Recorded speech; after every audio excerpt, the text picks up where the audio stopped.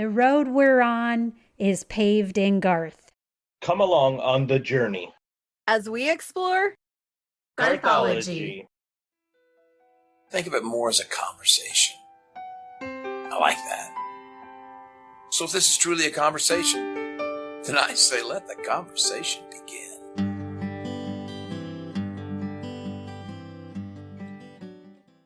Showtime!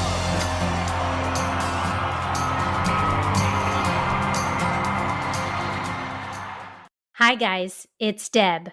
And I'm Pete. And I'm Jess. Welcome to another episode of Garthology. We're back again to dig into the past, present, and future of the number one selling solo artist of all time, Mr. Garth Brooks. For Season 2, Episode 7 of Garthology, we're going to review the first 5 songs on Garth's 6th studio album, In Pieces.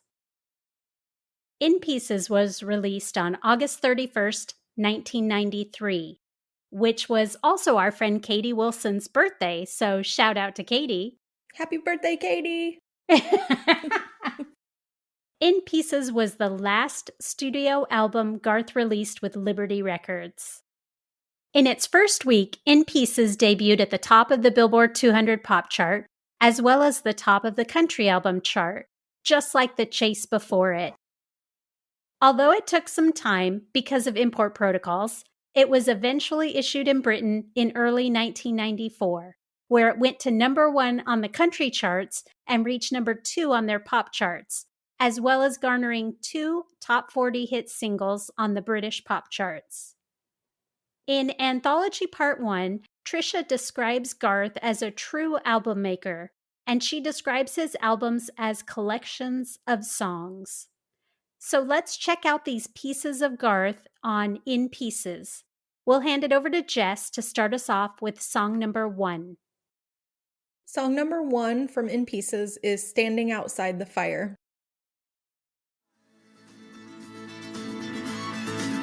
There's this love that is burning deep in my soul, constantly yearning to get out of control, wanting to fly higher and higher. I can't abide standing outside the fire. Standing Outside the Fire was written by Garth Brooks and Jenny Yates, and it was the 3rd single from In Pieces, and it was released on December 13th, 1993. And we've talked about this song a little bit before, and we've talked about Jenny a little bit before. But we're going to cover hopefully some points we haven't mentioned in previous episodes.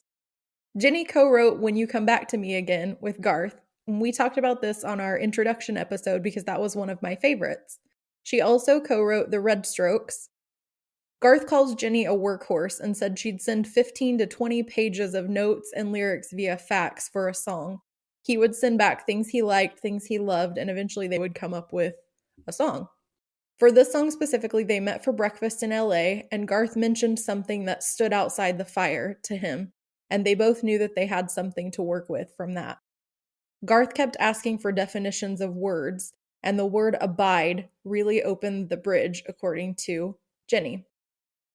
I really like that word, and I think it was a good choice. It's one of those things that stands out because it's not something you use in conversation. It makes me think of like an abiding love, or almost like a biblical kind of word. And I think that word choice is always really important in anything written, but especially in a song where there are fewer words than like a book or a movie. You're telling a story with a much smaller amount of time. And so word choice, I think, becomes super important. And I love that they would look at definitions of words and throw out different things. Trisha says she thinks that this is the song that is the clearest definition of who Garth is. And I can definitely see that. If you think of the words of Standing Outside the Fire, it absolutely defines Garth. Garth feels like this song grew with the audience and is bigger now than when it was first released. And I can see that too. If you look at how it's changed over the years and how the audience responds to it at a live show, it really has grown. We've talked about this one before, so I'm not going to go too deep into it other than to say what it's about, which is courage and passion at the end of the day to follow your heart wherever it leads despite the risk of getting hurt.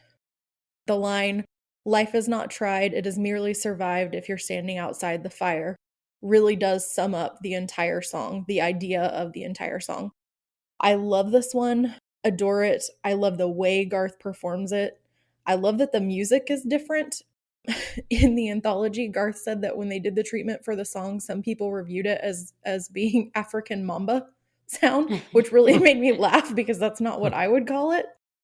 But I do get, once he said that, I kind of can hear what they were talking about. I know we've all loved on this song a lot, but do you guys have anything specific you want to touch on about it while we're discussing the album? Yeah, my thoughts on Standing Outside the Fire are just what I mentioned in the inspirational episode that we did. I root for the young man in the music video so damn much. I pull so hard for him from beginning to end. Again, just like what you said, I love the song's message to just be you. Stand outside that comfort zone, outside the fire. Give new things a try, even if they're going to scare you a little bit. I think that if more of us did that more often, we would find that there's a little bit more courage in each of us than what we really know exists. Deb, you mentioned before, about standing outside the fire when we talked about it in that episode, with the podcast and stuff. And that was a great point. It's actually something that stuck with me quite a bit since we did that episode. This is all new to all of us. And look at us, look at us go now. And I think that shows in this song that, if there's a little something in there that's not normal or doesn't make you feel comfortable, give it a shot. I think you pleasantly surprise yourself. I love the meaning of the song and the message behind it. I do. Deb, do you got any new thoughts on it? Yeah, I mean, like we talked about in that episode, I love this song. I think the message is great. I think the music is perfect. And in all honesty, I think Garth's recording of this song for this record, it's good, but it doesn't even compare to seeing Garth sing this song live and in concert. Now when I listen to this song on the record, I'm not as impressed because seeing him do it live, seeing Garth sing Standing Outside the Fire live, it's absolutely magical. Yeah. He brings it alive. It's vibrant and he's so present in it. And he just owns the audience from the beginning of the song until the end. So the record, listening to it on the record now, it kind of pales for me. It just is not as vibrant and alive to me as seeing Garth do it live. If you think about that also, right, he's got 20, 30,000 of us Garthologists behind him, helping him push that song, bring that song, even to more life than it is in a recording studio. Yeah, it's true. I mean, we're helping him along. And the thing is, I like the song, but I'm even more touched by what Trisha said in the anthology, which Jess touched on also, that what made Garth different as an artist was his ability and his desire to evolve and take chances and take some risks, which I think this song is the perfect example of that. And I also love, like Jess said, that she says this is the one song that's the clearest description of who Garth is as a person. So I've spoken about this like we talked about in a previous episode because it's one of my all-time favorite Garth songs. But I'm even more thrilled that someone who knows him so well, like Trisha, verifies to us and to me personally that Garth deserves all of this love that we all feel for him because this is who he is as a person. So that just, to me, makes this song even more important to me than it was going into, when we talked about it previously. Yeah. Absolutely. I love that, we have talked about it in the past and we're always like, well, we've talked about this one before, but we're going to say this about it this time. But we always have more to say because always have true. More to say about the song. Yeah. I mean, it's so good. It's such an amazing song. There's always more to discover about it and more to talk about. But that being said, we have an entire album, or at least the first half of an album to get through on this episode. So I'm going to go ahead and pass it over to Pete for song number 2. Yep, I got the second song off the album, and it is The Night I Called the Old Man Out. But I just would not let it go. Years of my frustration had led me to this night. Now he'll pay for all the times that he's been right. it's gonna hurt me more than it hurts you. But somehow I couldn't help but have my doubts. 'Cause I'd seen my older brothers crawl back in the house each time they called the old man out.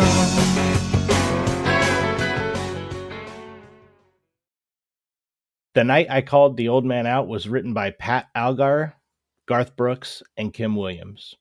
We have talked in detail about Pat and, of course, Garth, but just some info on Kim Williams.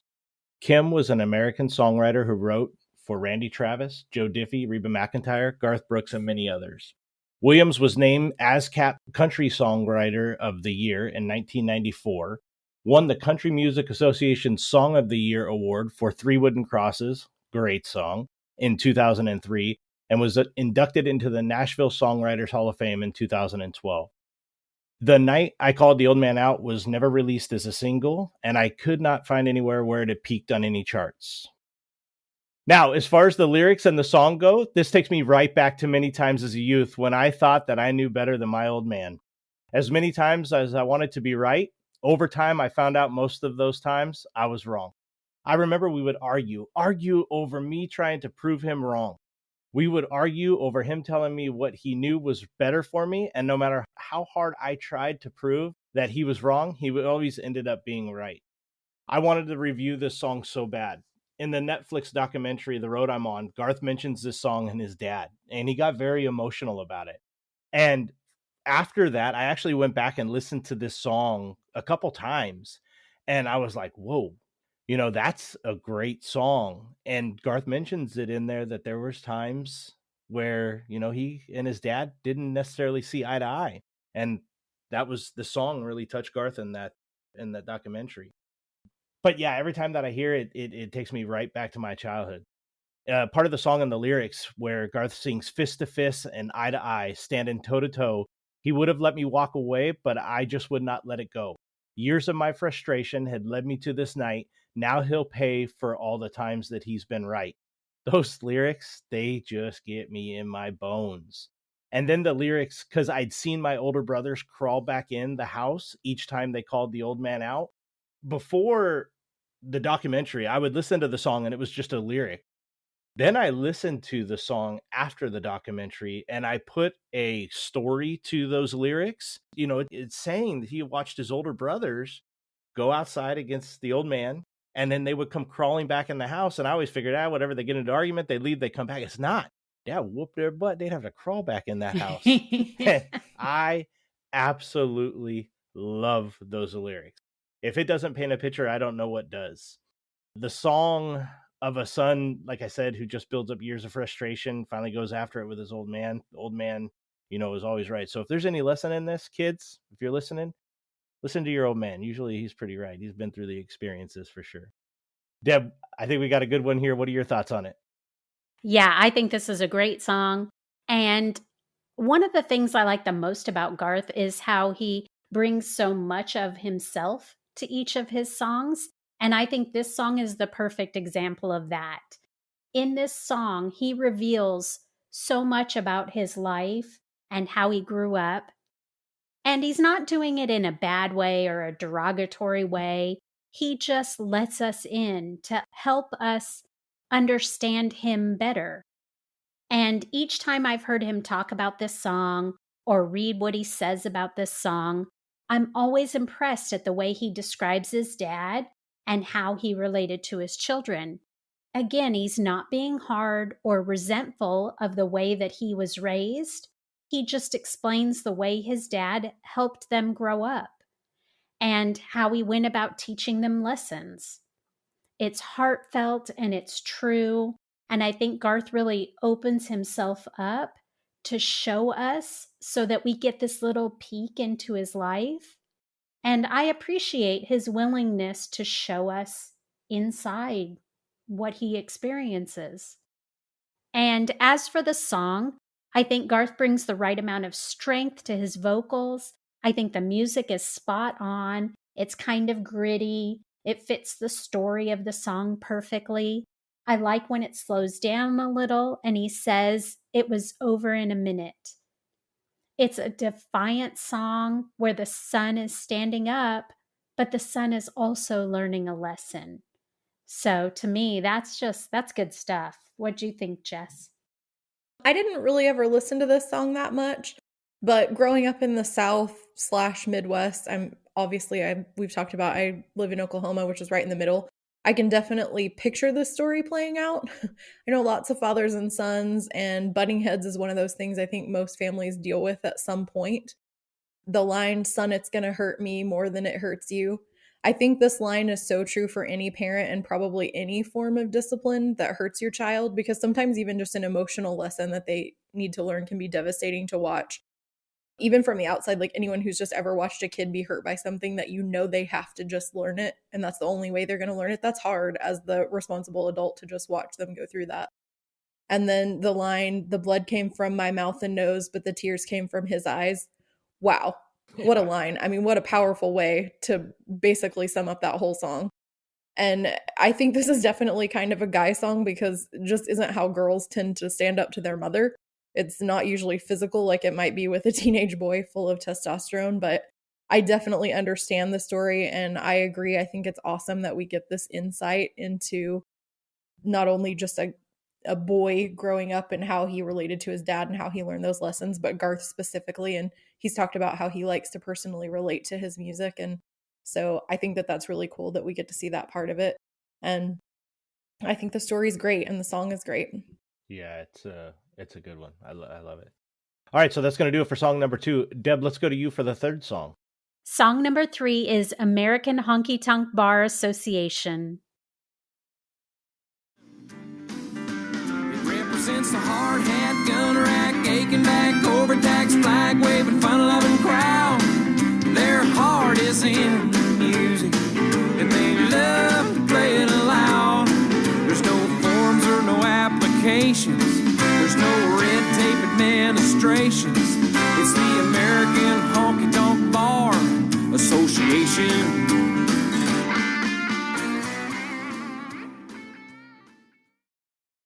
American Honky-Tonk Bar Association was written by Brian Kennedy and Jim Rushing and released as the second single from In Pieces.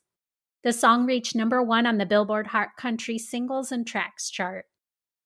There's a great video on YouTube of Garth singing this on the 1993 CMAs, so I'll post a link to that on our website.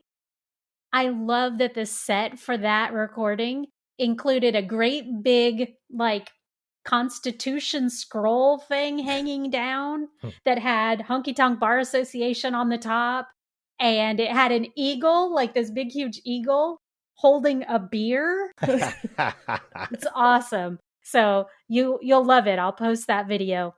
But the weirdest thing about that video, besides those things, is that Garth is performing this song in a tux and not wearing a cowboy hat. Whoa. Wow. So that blew me away. I was like, I can't even. The eagle, the beer, the scroll, Garth, tux, no hat. It was too much. So much happening. Yeah, it's a lot. So the song itself, it's a great country dance song. I instantly start moving when this song comes on. It's got a little bit of an old country swing in it, and the music's fun. I like that. The songwriters tap right into working class people with this song. Those hard hat, gun rack, aching back, overtaxed, flag waving, fun loving crowd whose heart is in the music and who love to play it loud. I mean, those lyrics are great. I love that. So I will admit, I don't care for the welfare line. I could do without that lyric, but I think the rest of them are true and definitely represent an accurate point of view that still exists today. I think the best lyrics in it remind us all that we're one big family and we need to reach for those who are down and help them back up. Yeah. Jess, what did you think? I think this is such a fun song. I mean, who doesn't love a good honky-tonk every now and then? Some just good live music and friends. This song's just a good time, and it makes you want to go hang out with your friends and have a beer and just, sit and laugh and have a good time listening to some music. And the sound, it it sounds like something that should be playing at a honky-tonk. So like that's what the song is about, but it sounds very appropriate for that environment also. And it likens the local honky-tonk to a support group for the average blue-collar workers, which I think is funny. And I love the play on bar association, like the legal system has the American Bar Association. Yeah. Again, just like a clever, and that it has its own acronym when they say the AHBA. I don't know why that always made me laugh, but it does, because it's like it was funny enough that it was even the American Honky-Tonk Bar Association, but then when they shortened it, it just somehow made it amusing to me. There's some great piano moments in this song, and it's one I turn the volume up every time it comes on and just kind of have a good time with it. And yeah, what about you, Pete? Yeah, I love the AHBA and how it just makes things great for the American person, how it compares everyday life to everyday people in a song itself. The tempo's upbeat, it's fun, it's just all around a great song. I know that at the live shows, it's one of those songs that gets everybody back into the show. Like if, it seems to always be placed in an area, in different shows. Sometimes it's not always, it might be on house cleaning, or it might come in the middle of the show, but it's just one of those ones that gets everybody back on their feet. I do know for one that when it's time to scream association, whether I'm in my truck or at a live show, I can be by myself. It's a word that I scream the loudest. It's a lot of fun. And it's just like Jess was saying, as far as the acronym and the way that they did it, there's a lot of fun in the song, in the lyrics, and the meaning behind the song, I think is great. And Deb, the welfare part, it's funny, when I listened to it and did the research, that kept grabbing me. And then I was like, man, what is, but then if you listen to the follow-up to it, I don't know, like maybe we could have done without it or whatever, but like in the beginning, you're right, I was like, well, that's weird, but I got past it. So yeah, I love it. It's a fun song, and it is one of those ones, if the volume's on 15, you always turn it up to 20. Yeah, I agree. It is a fun song. Hey guys, it's Deb. Don't you agree that music allows us to feel nearly or possibly all emotions that we experience in our lives? Wouldn't it be great to go a step farther and dive even deeper into more music? That's where Bach to Rock comes in, the podcast that explores all musical topics, concepts, and history with a comedic twist. Connect with hosts Kayla and JB as they explore everything from Bach to rock, literally. From the music business to wild conspiracy theories, Bach to Rock is the #1 podcast that explores all genres and the buzz in music. Episodes are released bi-weekly with mini episodes and extra content posted on all social media platforms. They can be found at Bach to Rock Pod, currently available wherever you get your podcasts. Go check them out. And don't forget to tell them that we at Garthology sent you. Now let's go over to Jess for song number 4. Song number 4 is One Night a Day. To get through one night a day. One night a day. One step away. Leaving you behind. I stay up with a late show. Just another way I know to get through one night a day. One Night a Day was written by Gary Burr and Pete Wassner, and it was not a single. Gary's written for a wide range of artists like the Oak Ridge Boys, Reba McEntire, Faith Hill, as well as Lynyrd Skynyrd, Ringo Starr, Carole King, and Kelly Clarkson. And if that's not an interesting range, I don't know what is. Whoa. The song I know best by him is That's My Job by Conway Twitty. Do you guys know that song? I don't. I know Conway Twitty, but I don't know that song. It's a great song. And anybody who knows old country will know that song, but you should look it up and listen to it. Amazing song. What was the name of it again? That's My Job. It's about a dad singing to his son saying, that's my job. You'll understand when you listen to it. It's really good. I'm in. So talented songwriter. And then Pete Wassner wrote Don't Let Your Love Start Slipping Away and Whenever You Come Around, both by Vince Gill. And he also wrote for Hal Ketchum. But the song I know best by him is Garth and Trisha's duet, Wild as the Wind, which he co-wrote with another songwriter, Charles John Quarto. So phenomenal song, phenomenal writer. So together, these guys penned One Night a Day. This song is about killing time when you're separated from the one you really want to be with. What I knew about this song is it's the one where Garth played the saxophone, and pretty much stopped and started there because I could not get past that. Holy Hannah, y'all. I know I've told you how I feel about the saxophone. I don't think there's a sexier instrument out there. Garth called this song Sex on a Record, and I'm just going to leave that right there. Garth did not play sax on the album, and according to him, he didn't play it well live. But as a fan, that was such a cool thing to see him try, and I still smile when I see a picture of him with that sax, even all these years later. That was just such a cool moment that stands out to me. And I will say there were a couple of nice moments on the keys in this song as well. I think it's actually an organ, but it had a great sound, and I really enjoyed that. Overall, though, as great as the lyrics are, this song could honestly just be an instrumental as far as I'm concerned, and I'm not even kidding. Like, I could have just listened to the music and totally enjoyed that by itself. But what do you guys think of this one? Yeah, so I wish that I could show you guys my notes, because first thing I want to think of when I think about One Night a Day is I cannot get past the saxophone. It just, I mean, that sax, holy moly. As far as the song and the lyrics go, the song does make me so sad listening to it. But I do love how Garth just slows it all down. The ballad that he does with this one, his voice, the sax, the piano, it really does just make the song perfect. I can just imagine like Garth sitting in a chair in an empty room singing this song, telling the story. And in part of the song, he says, I'm calling every friend I've had, waking them up and making them mad, letting them know that I'm okay. And I'm thinking to myself, Garth, hey, listen, you want to give me a call? That's fine. You can. I promise I won't get mad. I did know the song. I had heard it plenty of times before, but I have to admit, it's not one that's on the playlist. But listening to it, and again on my notes, it's a great storytelling song, but the background instruments make this song. It's on my notes. And Jess, you said the same thing. Like, yeah. They really do make the song. Again, listening to it now, I don't see myself adding it to the playlist, but it's not a song that I would skip if it comes on in random. It's not one that I would just dump on. But yeah, the sax and the instruments in this one, whew, what a song. Deb, what are your thoughts on it? So just like you guys, my main focus in this is the piano and the saxophone. Like, they are so good in this song. I think it's more of a jazzy sound than what we're used to for Garth. Mm-hmm. It's a sad song about lost love and someone who's just trying to cope with that loss.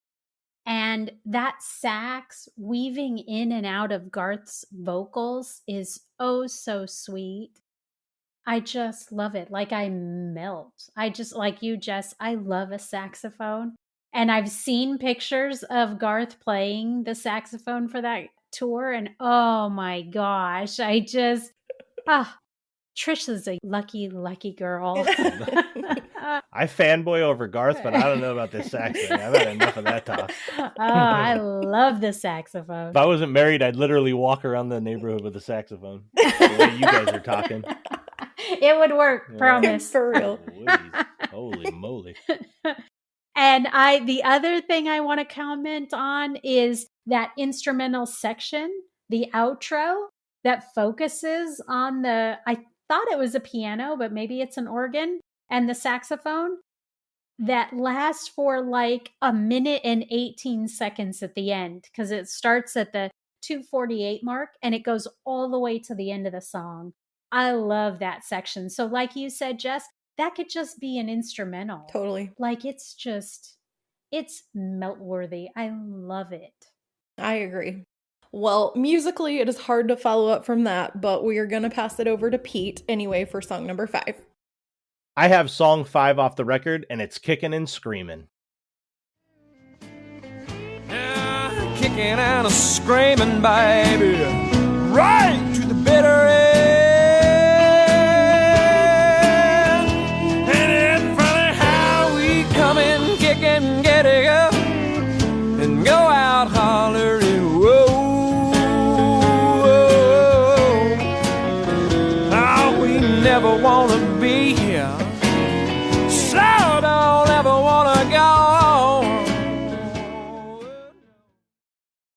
Kickin' and Screamin' was written by our man, Tony Arata. I really think that we just need to have an autofill write-up on Tony for all the times that we mention him in our episodes. Like, it should just be insert here. We could, like, record it, insert, drop, done. Yes. Kickin' and Screamin' was never released as a single and never reached any Billboard charts numbers from what I could find. To be honest, it was really hard for me to find any info on this song, and that is very unfortunate because it's not a song that I was or I'm very familiar with. I wish I would have found more to learn more about it. I listened to the lyrics and the song, and what I got from it wasn't a whole heck of a lot. I could not get into it. I really struggled to find the story in the song and its meaning. From what I got the reference to the kicking and screaming when we came in, obviously was during birth. And then the different stories that was told, it was kicking and screaming whenever they were leaving that situation. But like during the rest of the song, I was lost, like really, really lost. And I tried to listen to this song a bunch to figure it out. And I couldn't. I did find the tune and the tempo very catchy, but the story lost me big time. That's really all I got for this one. Deb, I'm hoping you have something that might help me understand it a little bit more. But yeah, Pete, I think you got the story right. It's basically someone who comes into the world kicking and screaming, and they go out of the world kicking and screaming. Like kind of saying we all do that. Like when you're born, you're kicking and screaming, and we should all fight going out too. That's kind of how I see the theme of the music. This is definitely like an old country sounding song to me. And so I feel like it kind of fit that slot for Garth. I think it fits that section or, him always filling those spots. I think it fills that spot perfectly. It's got a little bit of the gritty and it's got some of that nasty Garth sound, which y'all know I like a lot, especially at the 147 mark where he gets gravelly and says, "No, I didn't want to do it." Although I like most of Garth's vocals in this song, there are some weird vocal emphasis that he does throughout it that are not my favorite. Like he emphasizes baby and right to the bitter end, and the emphasis somehow seems off to me. Garth's vocals, it's odd. Some of them are very strange to me. I like the music. I think it's cool. But I will say, of the songs we're covering tonight, it's probably my least favorite. Yeah. Jess, what did you think? Yeah, I agree. It has a very southern kind of bluesy sound, and I do like that sound. That's fun. I like the lyric that says, "Come in yelling, giddy up, and go out hollering, whoa." That actually made me think of going to a Garth show. Like everybody goes in like, "Yeah, giddy up," and then when it's done, you're like, "Whoa," when it's over. And so that specific part reminded me of that. That's what I'm taking from the song. It makes perfect sense now, Jess. Yeah, that does. Absolutely. That one line made total sense. Yeah. This is another one though where I actually enjoyed the music as much or more than the lyrics. Like the lyrics didn't really speak to me. Like I follow them okay, but I did enjoy the music. I like the sound of it. And it's one that definitely there's more sound than substance there for me as far as what I appreciate. But it's still fun though. And I think it did kind of fit the bridge for the middle of the album. Like I think there were a lot of really amazing songs in the beginning and the end of this album, and it was just kind of a little fun thing, kind of short to put in the middle. So I do think that it worked for the spot that it was in, but again, probably not one that's going to go on my playlist anytime soon. Yeah, I think you described it perfectly. It's a good, like you said, it's a good bridge. I think that's a great way to look at it. Maybe what I need to do with this one is instead of just focusing on this song, kind of listen to songs 1, 2, 3, 4, 5, and then 6, 7, 8, 9, 10, like kind of in a row and see. There's a lot of times like Aunt Deb where you talked about, Garth and his voice or the way that he sings it. And in a lot of other songs, even if they're not a favorite song of mine, I understand the story. So the way that he sings it may make a little bit more sense for me to be able to figure out the story. I couldn't do it on this one. So sorry, Garth. We'll talk about this one later.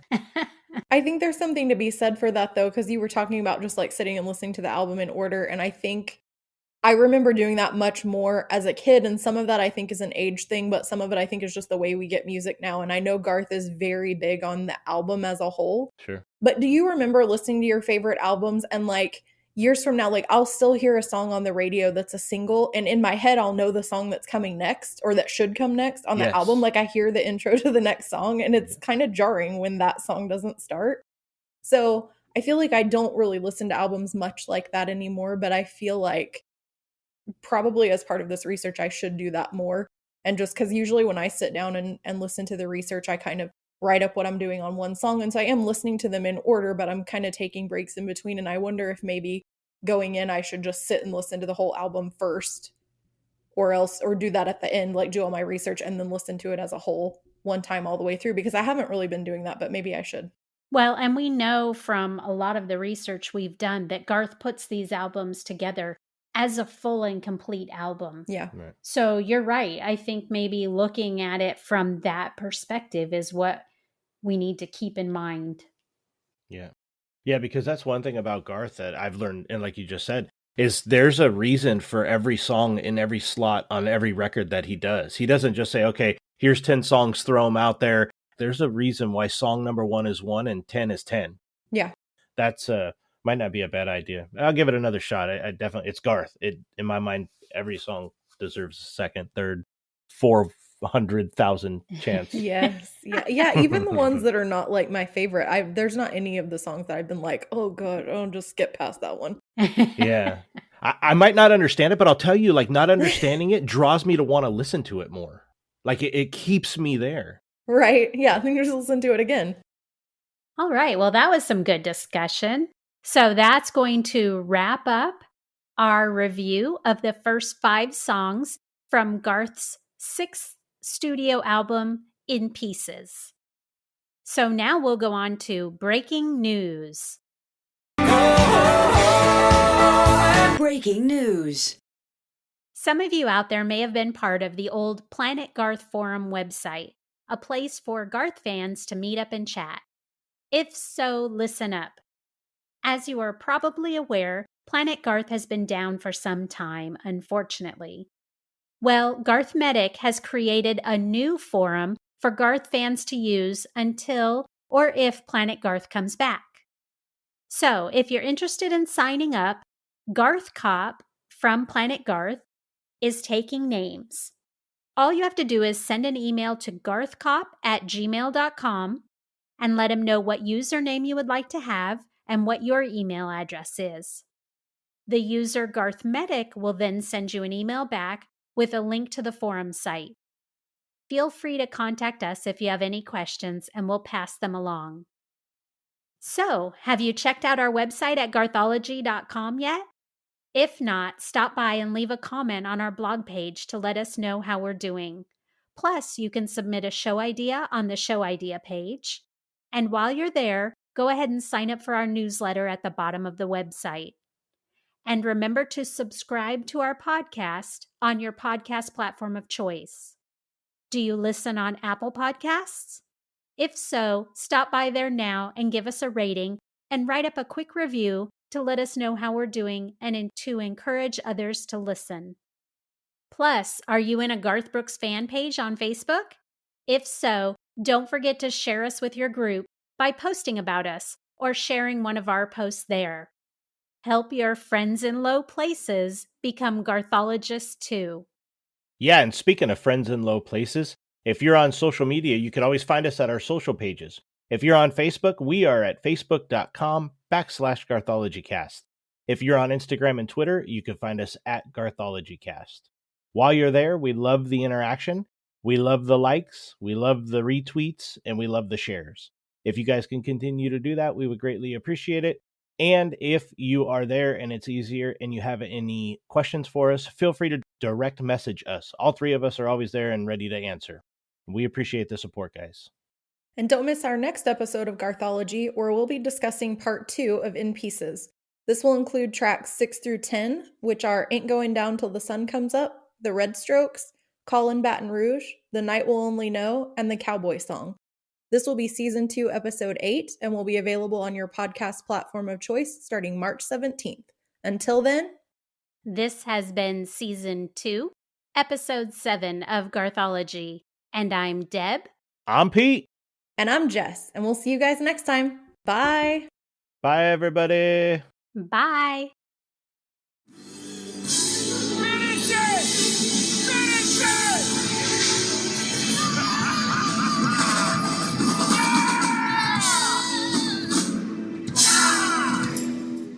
In its first week, hold on a second, my dog's vomiting.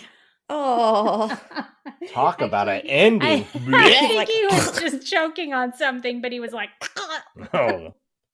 I'm surprised like you were so calm about that. I'd have been like, yo, not there. have you ever seen the thing that's like nothing will get you out of bed faster in the middle of the night than the sound of your dog vomiting? Yeah, have you seen that? You're like, no. That is so true. get your ball and go play. Now he's playing with his ball, so he's perfectly fine. Oh, he's going to be throwing this around. You guys can't see him, but you can't make noises, buddy. I'm talking. He's like Liberty Records. Blech. He's gonna learn to fake it though, because my dogs do the fake cough where they're like, and I'm like, are you okay? It's like the fake toddler cough. He's playing a lot now. Yeah, I could hear him now. And you have to stop, bud. You have to stop. No, you have to stop. You have to stop. He's just not gonna. Those hard hat, gun rack, aching back, overtax, flag waving, flint. No, see, I had it. You had it. That was good. I did. That was real good.